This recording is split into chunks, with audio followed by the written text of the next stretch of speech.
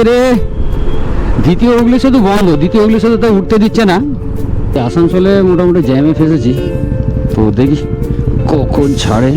আসানসোলের একটা হোটেলে থাকতে হবে, থেকে গতকালকে গাড়িটাকে রিপেয়ার করে তারপরে রাইডটাকে কন্টিনিউ করতে হবে।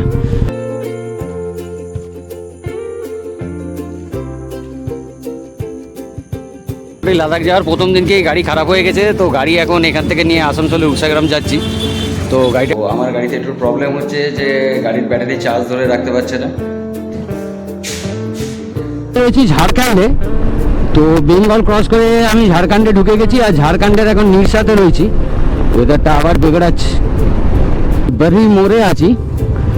তো এখান থেকে হচ্ছে বাঁ দিকে গেলে চলে যাওয়া যাবে হাজারিবাগ, সোজা গেলে দিল্লি, আর ডান দিকে গেলে কোডারমা তিলাইয়া।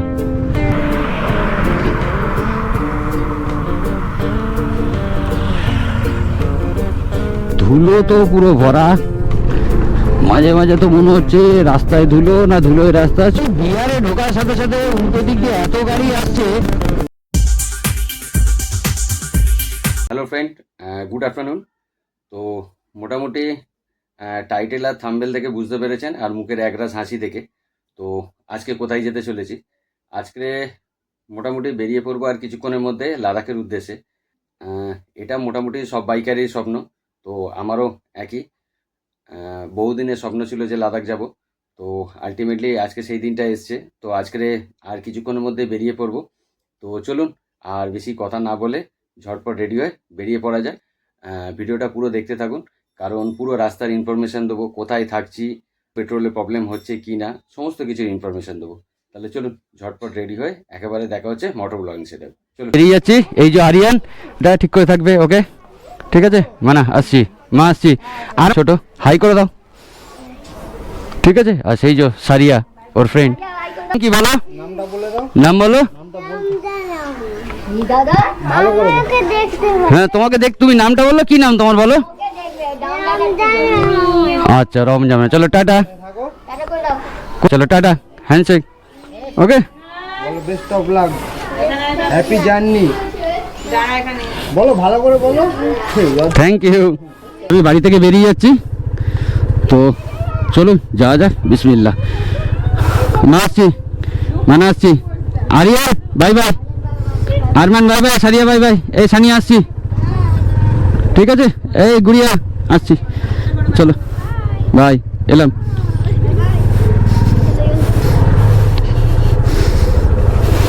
জেমস লং সরণির উপরে উঠে গেলাম। তো এখন আমি ক্রস করছি এমপি বিল্লা স্কুল। তো আমার বাড়ি হচ্ছে বেহালা চৌরাস্তা থেকে বেনারসের ডিস্টেন্স দেখাচ্ছে 693 কিলোমিটার, আর যেতে সময় লাগবে 13 ঘন্টা 23 মিনিটের মতন। তো এবারের রাইডটা আমি আপনার লাইভ জিওর সাথে করছি। দারুণ ব্যবহার, এটা মোটামুটি পিন্টুদা দেখছেন, তো পিন্টুদা প্রচুর হেল্প করেছেন এই রাইডের জন্যে। মানে ইভেন্ট টেন্ট কেনা থেকে কি কিনবো না কিনবো কি করব সমস্তটাই হেল্প করেছেন, এবং শুধু হেল্পই করেননি, সঙ্গে করে গিয়েছেনও। ভিডিওটা পুরো দেখুন, কারণ লাদাখের ট্রিপ মানে এক্সাইটমেন্ট। তো রাস্তার পুরো ইনফরমেশান দেবো, কোথায় থাকছি, কি খাচ্ছি, ওয়েদার কেমন, আর পেট্রোলে তো একটা সমস্যা চলছে, সেটারও মোটামুটি পুরো আপডেট দেবো করছি। ট্রিপটা দারুণ হবে, আর ভিডিওটাও খুব এক্সাইটমেন্ট হবে। তো চলুন দেখতে থাকুন, আগানো যাক। আর পুরো স্বপ্নের ট্রিপে বেরিয়েছি, বহু দিনের সাথ লাদাখ যাব, বহুদিন অপেক্ষা করার পর। তো অলরেডি আজকে সেই দিনটা এসেছে, এটাই খুব খুশি। তো এখন এই মুহূর্তে ঘোলসাপুর ক্রস করছি, বেহালা ইস্টার্ন রেলওয়ের মাঠ। দেখতে দেখতে আমি এসে পৌঁছলাম মাঝরাট ফ্লাইওভারের উপরে। তবে আজকে খুব জ্যাম আছে। তো এখন ঘড়িতে সময় হচ্ছে 3টে বাজতে 10 মিনিট বাকি। তো মোটামুটি জার্নিটা আরেকটু আগেই শুরু করেছিলাম, 10 মিনিট আগে। ভেবেছিলাম একটু আগে করব, কিন্তু হলে কি হবে, সেই প্রত্যেকবারের মতন একই জিনিস, বেরোচ্ছি করতে করতে আর দেরি হয়ে যায়। আর এটা তো একটু বেশি দিনে, তো যার জন্যে আরও বেশি সকলের সাথে কথা বলে তারপরে বেরোতে হলো। তো যাই হোক, হয়ে যাবে। তো মোটামুটি আমাদের ফার্স্ট মিট আপ পয়েন্ট আছে সায়েন্স সিটি। তো সায়েন্স সিটি তো ওখানে যাব না, তো সেকেন্ড মিট আপ পয়েন্ট আমাদের ডানকুনি আছে, ডানকুনিতে গিয়ে মিট করব টিমের সাথে, পরে আবার এই ট্রিপটাকে কন্টিনিউ করব। তো চলুন আগানো যাক। আর ফুয়েল তো ভরা নেই, মোটামুটি ফুয়েল পুরো ভরা আছে। তো আমি রয়েছি প্রিন্সেপ ঘাটের এখানে, প্রিন্সেপ ঘাট স্টেশন এখানে। অ্যাকচুয়ালি আজকের হচ্ছে জুন মাসের 7 তারিখ, তো কি কারণে জানি না, তো আজকের দ্বিতীয় হুগলি শুধু বন্ধ, দ্বিতীয় হুগলি শুধু তো উঠতে দিচ্ছে না,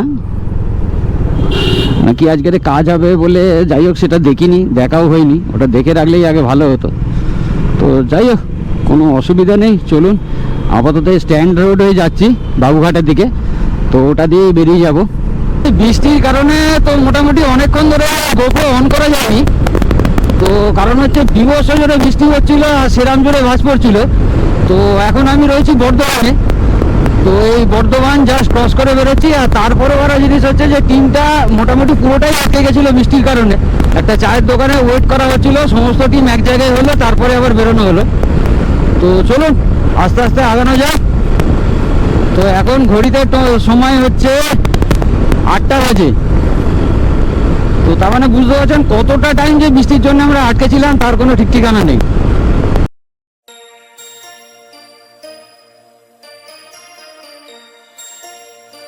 উপরে সব উঁচু উঁচু ফাইবারের ওয়াল করা আছে, তো মনে হচ্ছে এগুলো এলিফ্যান্ট ক্রসিং জোন।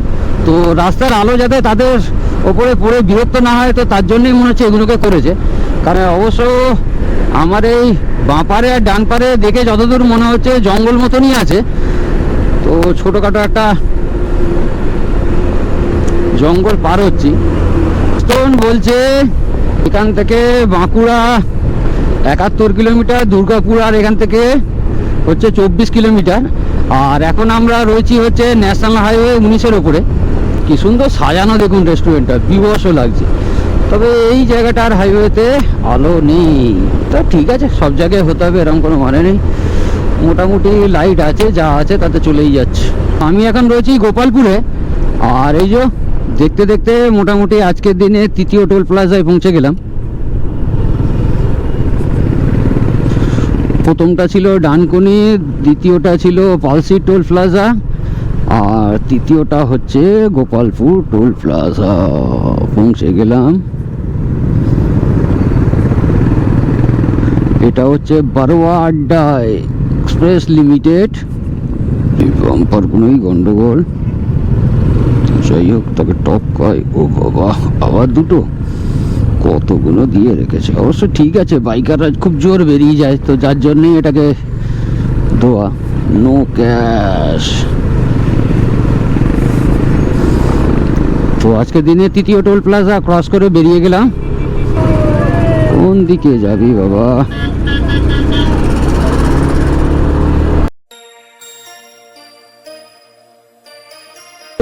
বাবা কি ধুলো, কি ধুলো। পুরা বাঁদিকে খড়গপুর, বাঁদিকে সব বাঁদিকে দেখাচ্ছে মাইলস্টোন। এই মুহূর্তে আমি রয়েছি দুর্গাপুরে। দেখুন আমাদের আগে লাইন আপ, তো একটু দাঁড়ানো হয়েছিল, শুশুর একটা করে নেওয়া হলো, নিয়ে আবার আগানো হচ্ছে। আর 1 কাপ করে চা খাওয়া হলো। তো আপাতত এখান থেকে আমাদের একটা মেম্বার জয়েন করলো, তো সেই মোটামুটি বাড়ি থেকে চা করে এনেছিল, সেই চাটা খেয়ে আবার আস্তে আস্তে আগানো হচ্ছে।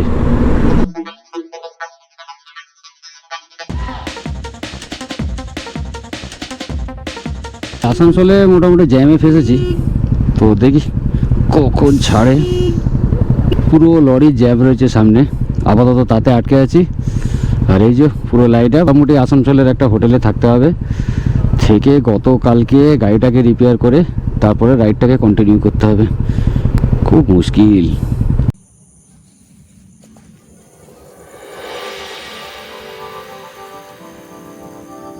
মোটামুটি লাদাখ যাওয়ার প্রথম দিনকেই গাড়ি খারাপ হয়ে গেছে, তো গাড়ি এখন এখান থেকে নিয়ে আসানসোলে উষাগ্রাম যাচ্ছি তো গাড়িটা ঠিক করতে। তো যাই, ওখানে গিয়ে ঠিক করে তারপরে আবার ট্যুরটাকে কন্টিনিউ করব। গাড়ি ওপরে উঠে গেছে আর মোটামুটি আমি ভিজে ঝোল। আর গাড়ির এই যে ব্যাটারি রয়েছে কিন্তু কিছুতেই চার্জ দিচ্ছে না। Good morning from Asansol. তো বেসিক্যালি গতকালকে থেকে তো আমাদের লাদাখ রাইড শুরু হয়ে গেছে। তো আমার গাড়িতে একটু প্রবলেম হচ্ছে যে গাড়ির ব্যাটারি চার্জ ধরে রাখতে পারছে না, তো যার জন্য আমাদের সাথে যে মেকানিক ছিল সে অনেক চেষ্টা করেছে, তো কিছুতেই কিছু করে উঠতে পারেনি। তো যার জন্যে আপাতত গতকাল রাতে আমি আসানসোল থেকে গেছিলাম, তো পুরো টিমটা আমাদের বেরিয়ে গেছে। গাড়িটা সারিয়ে নিয়ে মোটামুটি টিমের সাথে জয়েন করব। আর এই যে সেখানে আমার গাড়ি হচ্ছে, সেখানে গাড়ির কাজ হচ্ছে, এখানে হেলমেট হয়েছে। কালকে যে ধাবাতে ছিলাম তো মোটামুটি সেই ধাবাতেই সমস্ত লাগেজ কত নামিয়ে দিয়ে এসেছি, গাড়িটা ছোটাহাতি করে নিয়ে এসেছি, একেবারে স্টার্ট হচ্ছে না। চলুন এটাকে সারিয়ে নিয়ে আবার মোটামুটি টিমের সাথে জয়েন করি। মোটামুটি যেমনটা আগে বলেছিলাম যে বাইকের প্রবলেমের জন্য হচ্ছিল, তো ব্যাটারি চার্জ নিচ্ছিল না। তো কাল রাত থেকে তো মোটামুটি আমাকে ওই ধাবাতেই মোটামুটি জেগে কাটাতে হয়েছে। তো বিভৎস মশা, এক ফোঁটাও চোখ বন্ধ করা যায়নি। আর তারপরে গাড়ি লাগেজ সমস্ত ছিল, তো ঘুমানোর তো কোনো চান্সই নেই আপাতত। এই তারপরে একটা ছোটা হাতি ম্যানেজ করে সেটাতে করে গাড়িটাকে মোটামুটি নিয়ে এসে উষা গ্রামের এখান থেকে ইয়ামা সার্ভিস সেন্টার থেকে তো মোটামুটি গাড়িটাকে ঠিক করলাম। তো ঠিক করে এবারে যাই, ওই ধাবার ওখানে সমস্ত লাগেজ রাখা আছে, তো লাগেজটাকে নিয়ে তারপরে এবার রাইডটাকে কন্টিনিউ করব। আর আমাদের টিম তো মোটামুটি এগিয়ে গেছে, তো ঠিক আছে, আশা করছি দেখি কতক্ষণ এটা মেক আপ করে দিই। তো এখনও পর্যন্ত ব্রেকফাস্ট করা হয়নি, ঘড়িতে টাইম মোটামুটি 12টা বেজে গেল। সকাল থেকে এই করতে করতে আর মোটামুটি ঘেমে চান করে গেছি। তো যাই হোক, একটু প্রবলেম হয়ে গেছিলো, তো যাই হোক রাইডে বেরোলে এরকম হতে পারে, এটাকে এত চিন্তা করলে হবে না। তো আশা করছি পরের যাত্রা ঠিকঠাকই হবে। আমি তো মোটামুটি দেখে বলে দিল ঠিক আছে, তবে ব্যবহার খুব সুন্দর এই সার্ভিস সেন্টারে, মানে সাথে সাথে ড্রেস দেখে রাইডার বলে সাথে সাথে ওরা গাড়িটাকে করতে বসলো এবং যত শীঘ্রই সম্ভব ওটাকে করেও দিল।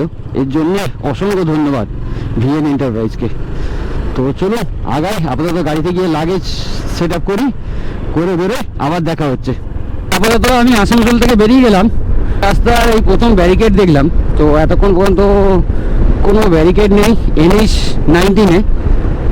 তো যাই হোক, রাস্তার কন্ডিশন ভালো, দেখি যতটা টেনে বেরিয়ে যেতে পারবো ততটাই বেটার।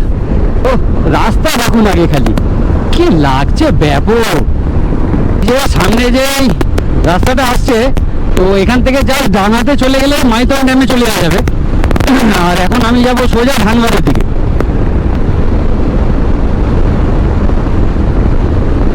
রাস্তাটা পার হয়ে গেছে, ব্রিজটা পড়লো, কি লাগছে দেখুন খালি। ওদিকে দুদিকে পুরো গাছ আর নিচ থেকে নদী বয়ে যাচ্ছে, কিন্তু যাই হোক নদীতে সেরকম জল নেই। যদিও আজকে জুন মাসের 8 তারিখ, এখন পুরো গ্রীষ্মকাল, তো নদীতে সেরকম জল নেই। দারুণ লাগছে রাস্তাটা, ফাটাফাটি পুরো। মোটামুটি লাদাখ রাইডে শুরুর দিকটা খুব প্রবলেমের মধ্যে গেল, তো দেখি ইনশাল্লাহ শেষের দিকটা কি হয়। মুহূর্তে আমি রয়েছি ঝাড়খণ্ডে, তো বেঙ্গল ক্রস করে আমি ঝাড়খণ্ডে ঢুকে গেছি। আর ঝাড়খণ্ডের এখন নিরসাতে রয়েছি, তো নিরসা ক্রস করে বেরোচ্ছি। এখানটা একটু কনজেস্টেড এরিয়া আছে, তো সেটাকে বেরোতে হবে। নিরসা ধানবাদ, সোজা নিরসা হচ্ছে এই আগে থেকে বাঁদিকে। বাহ, মন্দিরটা খুব সুন্দর দেখতে, ওয়েদারটা আবার বেগড়াচ্ছে।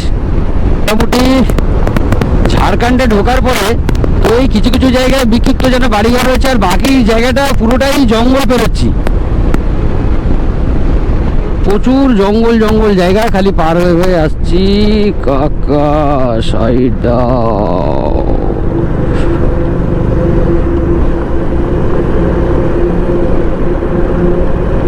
কোন দিকে যাবে কাকা? আকাশ পুরো মেঘলা হয়ে যাচ্ছে, আর সেই দেখুন সামনে চুল্লিতে কত ধোঁয়া উঠছে দেখুন। NH-19 রাস্তা নিয়ে কোনো কথা হবে না, একদম ঝাক্কাস রাস্তা, চালিয়ে বিভৎস মজা। আর কত যে ব্রিজ আর ফ্লাইওভার ক্রস করছি তার কোনো ঠিক ঠিকানা নেই। এই রাস্তা থেকে ভাঙাতে ঢুকে গেলে ধানবাদ শহরের দিকে চলে আসে যেত। আর এখানে রাস্তা একটু খারাপ আছে, একটু অফরোডিং করতে হচ্ছে, কারণ হচ্ছে ব্রিজের কাজ চলছে বহু জায়গাতে ফ্লাইওভারের। তো ফ্লাইওভারের কাজ চলার জন্যেই এখানে রাস্তাটা এই যে দেখছেন, তো মোটামুটি একটু প্রবলেম আছে। তো মনে হচ্ছে আগে থেকে ঠিক হয়ে যাবে আপাতত, দেখা যাক কি হয়। হ্যাঁ, মোটামুটি মনে হচ্ছে খারাপ রোডটা পার করে এসছি, এবারে ভালো রোড দিয়েই যাওয়া যাবে। দেখাচ্ছে দিল্লি আর এখান থেকে বাকি 1200 কিলোমিটার। আর খালি রাস্তা দেখুন, রাস্তা পুরো মাখন। NH-19 নিয়ে কোনো কথা হবে না, দারুণ রাস্তা। বিক্ষিপ্ত হয়ে কিছু জায়গায় ব্রিজের কাজ হচ্ছে, তো তার জন্য একটু ঝঞ্ঝট আছে, বাকি দারুণ রাস্তা, ওভারঅল হেভি রাস্তা। খালি রাস্তা চুল্লি আর চুল্লি দেখছি, আর কালো ধোঁয়া যেন ভরে আছে। তো যাই হোক, আকাশটা একটু মেঘ করেছিল, আবার একটু পরিষ্কার হয়েছে, বেটার। দেখা যাক আগে বাড়ি। এই যে বাঁহাতের যে রাস্তাটা আছে, এই রাস্তাটা দিয়ে মোটামুটি 11 কিলোমিটার গেলেই আপনি ধানবাদ শহরের মধ্যে পৌঁছে যাবেন। তো আপাতত ধানবাদ আমাদের লোকেশন না, তো আমরা আপাতত আগাই।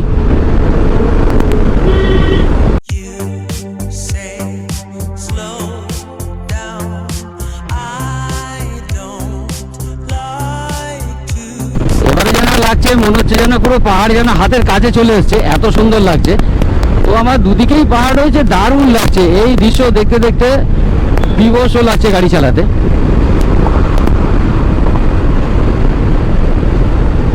সিঁড়ি ওই বাঁ দিকে অস্ট্রেলিয়ান থেকে বাড়ি এখনো 77 কিলোমিটার বাকি।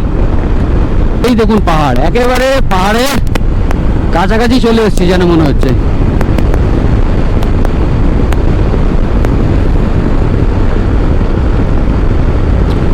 রাস্তার কন্ডিশন খুব ভালো, তবে এই টাইমটায় একটা জিনিসের প্রবলেম হচ্ছে, মাঝে মাঝে একটু গরু ছাগল চলে আসছে।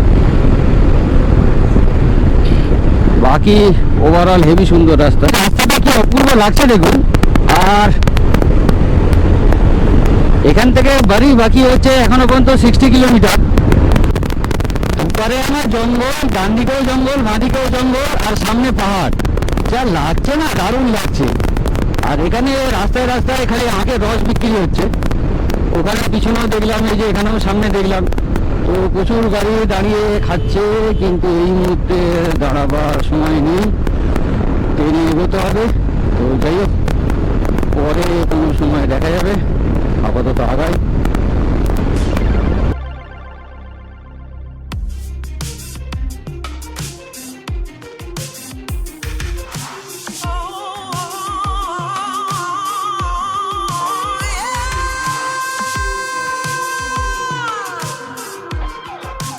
এই বাড়ি মোড়ে আছি, তো এখান থেকে হচ্ছে বাঁ দিকে গেলে চলে যাওয়া যাবে হাজারিবাগ, সোজা গেলে দিল্লি, আর ডান দিকে গেলে কোডারমা তিলাইয়া।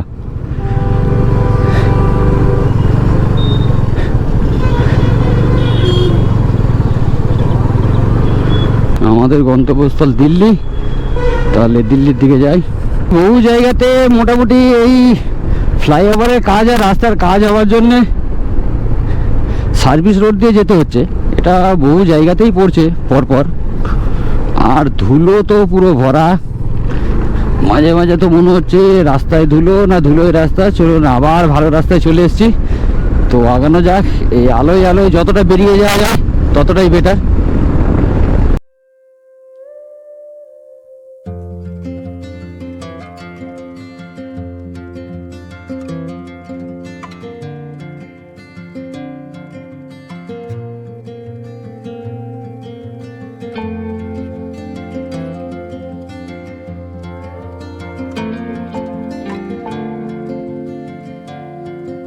পরন্ত বিকেলে সূর্যটা কি লাগছে দেখুন, দারুণ লাগছে। আর একদম সামনে রয়েছে বলে আরো সুন্দর লাগছে। আর মোটামুটি আমাদের টিম আর 17 মিনিট দূরে আছে আমার থেকে। তো দেখছি ট্রেনে যাচ্ছি, যেহেতু আমার কালকে আসানসোলে গাড়িটা খারাপ হয়ে গেছিলো বলে পুরো দিনটাই নষ্ট হবে। তো ওরা সকাল থেকে রাইডটা শুরু করেছিল, কিন্তু আমি তো গাড়িটাকে পুরো ঠিক করে তারপরে রাইডটাকে শুরু করতে হয়েছে। আফসোস, কিছু করার নেই। যাই হোক, মোটামুটি টিমের সাথে দেখা হয়ে যাবে আর কিছুক্ষণের মধ্যেই। বাড়ি ক্রস করার পরেও প্রচুর রাস্তা মোটামুটি কাজ হচ্ছে। তো এই জায়গাটা একটু সময় লাগার ব্যাপার আছে। প্রচুর জায়গায় ব্রিজ হচ্ছে, রাস্তার কাজ হচ্ছে, রাস্তা ছাড়ায়। বাকি ওভারঅল দেখলে রাস্তা হেভি কন্ডিশন। এই যে যেমন এখানেও একই জিনিস, রাস্তার ওপারটা কাজ হচ্ছে বলে পুরো একদিক দিয়ে গাড়িগুলো যাচ্ছে। তো যাই হোক, বাকি ওভারঅল ঠিকই আছে, দারুণ। আর এই যে চারিদিকে মাটি সব জড়ো করে রেখেছে, মনে হচ্ছে এগুলো তো সব রাস্তার কাজের জন্য। মোটামুটি এখান থেকে আর 5 কিলোমিটার দূর আছে বিহার বর্ডার। তো তাহলে মোটামুটি আমরা 3 নম্বর স্টেটে চলে আসবো। ফার্স্টে বেঙ্গল, তারপরে ক্রস করলাম ঝাড়খণ্ড, এবারে চলে আসবো বিহার। গয়া হচ্ছে বারিক, মোড়টা থেকে ওই বাঁধের রাস্তায় চলে গেলে গয়া চলে যাবে। আর আমরা এই মোটামুটি সোজা বেরিয়ে এলাম। এটাকে সাজানো গোছানো রয়েছে দেখুন, মানে ঠিক অনেকটা সেই মনে হচ্ছে যেরকম কোলাঘাটে যেরকম হয় আমাদের, ঠিক তেমন। তবে এই বিহারে ঢোকার সাথে সাথে উল্টো দিক দিয়ে এত গাড়ি আসছে, উল্টো দিক দিয়ে গাড়ি আসছে, তাও আবার ফগ লাইট জ্বলে। বাহ, এখানটার রাস্তাটা একটু খারাপ আছে, অনেক জায়গায় রাস্তায় একটু প্রবলেম আছে। আর এই যে আমার আগে যাচ্ছে পিন্টুদার, তো পিন্টুদার গাড়িটা খুব সাজানো গোছানো লাগে, খুব দারুণ লাগে।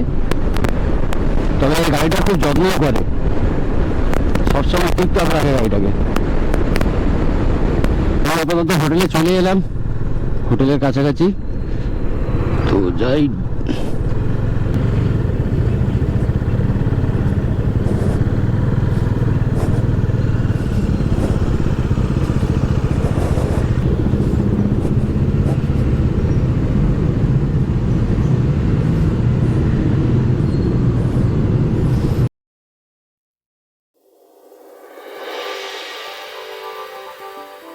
পৌঁছেই জাস্ট খেতে বসে গেছি। স্টেশন এরিয়াটা দেখুন কত সুন্দর করে সাজানো রয়েছে, দারুণ লাগছে।